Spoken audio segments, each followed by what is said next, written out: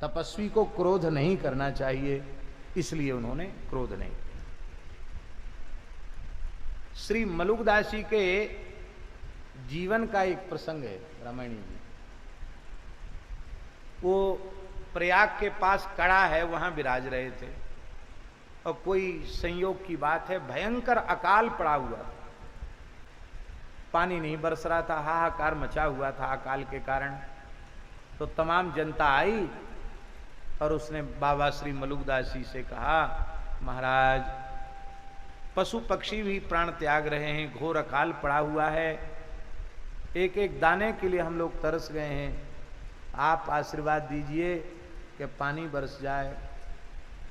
तो मलुकदास जी ने कहा कि भैया हमारी क्या सामर्थ्य है, भगवान ने रघुनाथ जी ने वर्षा का विभाग इंद्र को दिया है, तो चलें हम लोग गंगा जी के किनारे और इंद्र देवता को कहें कि महाराज आपको राम जी ने वर्षा का ठेकेदार बनाया है, विभाग दिया है, तो आप पानी बरसा दो। तो प्रार्थना करने के लिए सब जनता को लेके मलुकदास जी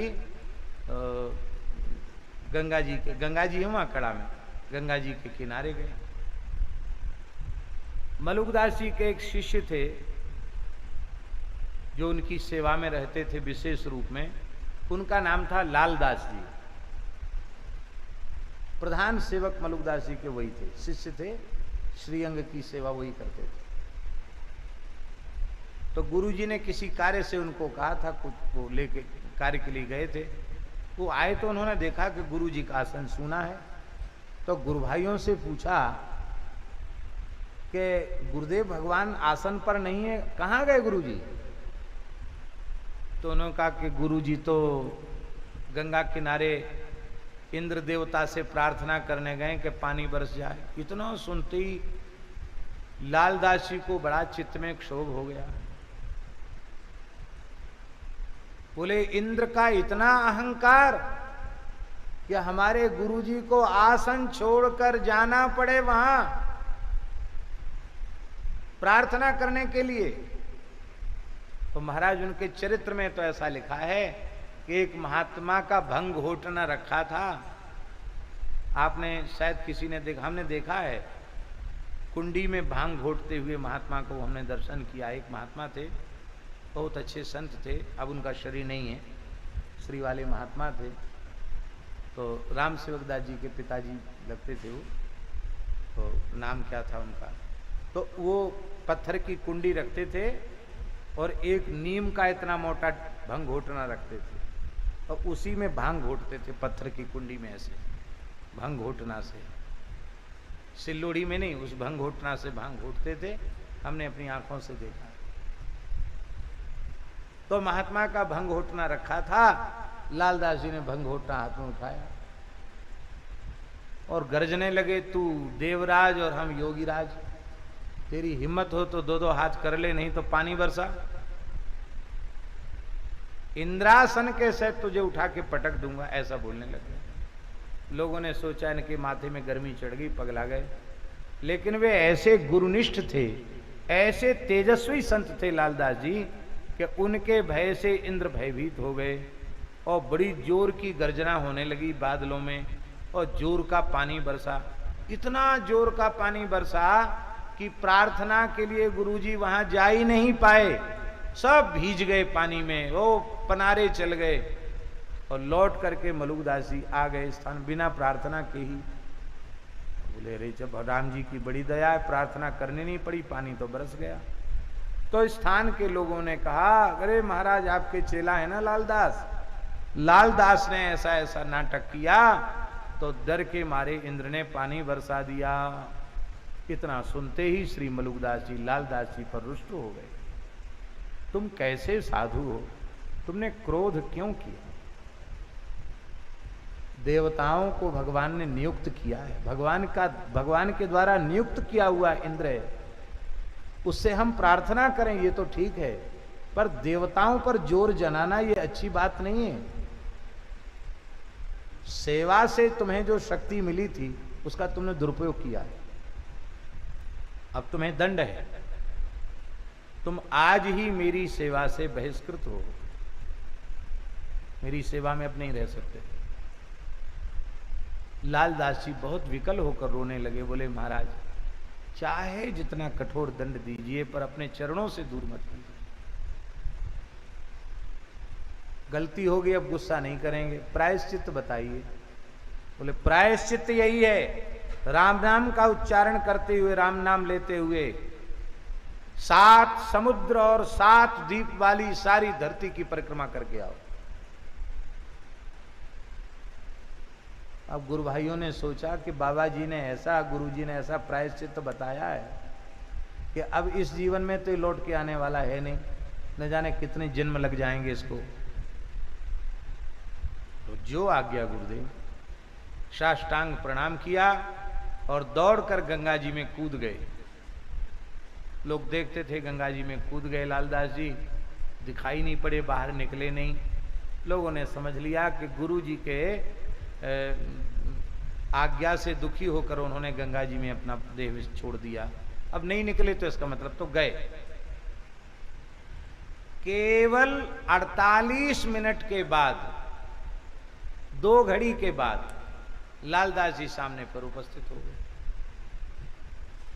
गुरु जी को साष्टांग किया, बोले आदेश का पालन हुआ? बोले गुरुदेव आपकी कृपा से 7 द्वीप 7 समुद्र वाली पृथ्वी की राम नाम उच्चारण करते हुए परिक्रमा करके यह दास आपके चरणों में उपस्थित है।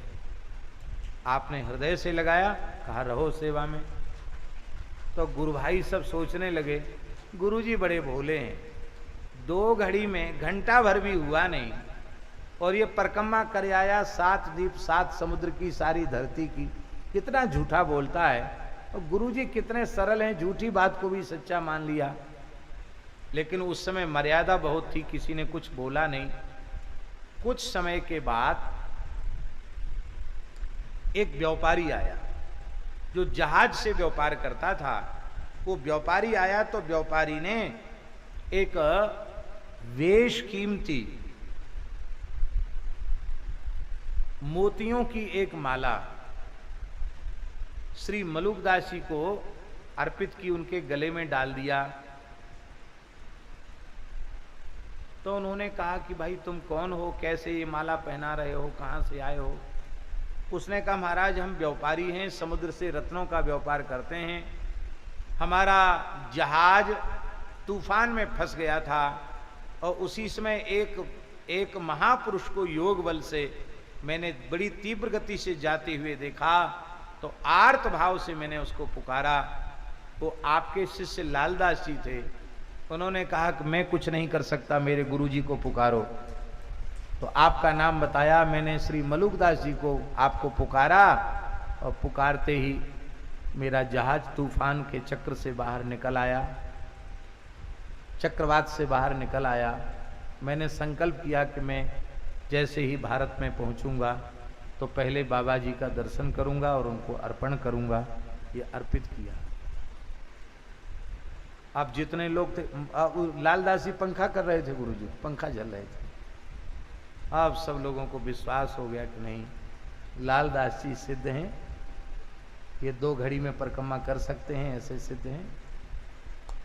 ऐसा क्यों किया उन्होंने? तो गुरुजी से दूर नहीं रह सकते, इसलिए ऐसा किया। मलुकदास जी हंसने लगे। उसी समय अकबर ने अपने वजीर को भेजा था परीक्षा करने के लिए कि मलुकदास का नाम बहुत सुन रहे हैं, देख के आओ क्या चमत्कार है, क्या करामात है उस फकीर में, हिंदू फकीर में। तो वो जो वजीर आया था अकबर का भेजा हुआ, उसके मन में लालच आया कि इतनी बड़े बड़े मोतियों की माला तो मैंने आज तक देखी नहीं, हमको मिलती तो बहुत अच्छा। तो बाबा जी तो कुछ रखते नहीं, सब बांट देते हैं। तो बाबा जी ने तुरंत उतारी और उसके गले में डाल दिया।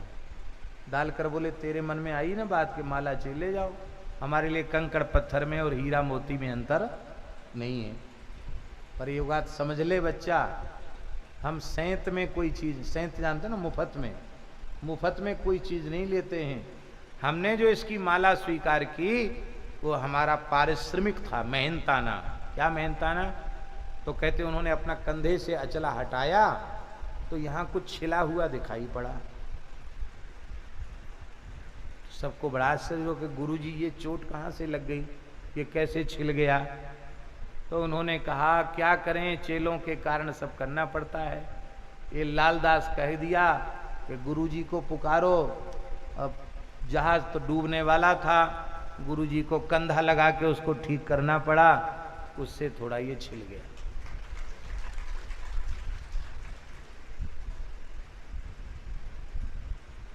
तो उस समय मलुकदास जी ने कहा कि साधु को क्रोध नहीं करना, विनय पूर्वक प्रार्थना पूर्वक ही निर्वाह करना। आप विचार करें महाराज जी, इतने महापुरुष भक्ति काल में प्रकट हुए, एक एक आचार्य सर्वसमर्थ थे, लेकिन उन्होंने मुगल काल को समाप्त नहीं किया, उन्होंने कलयुग को नहीं बदला, अपने काल में धर्म की रक्षा की, भक्ति ज्ञान वैराग्य का दान किया, लेकिन भगवान की बनाई व्यवस्था को बदला नहीं। चाहते तो वे समर्थ थे, बदल सकते थे, लेकिन उन्होंने नहीं बदला। क्रोध नहीं किया, शक्ति का प्रयोग नहीं किया।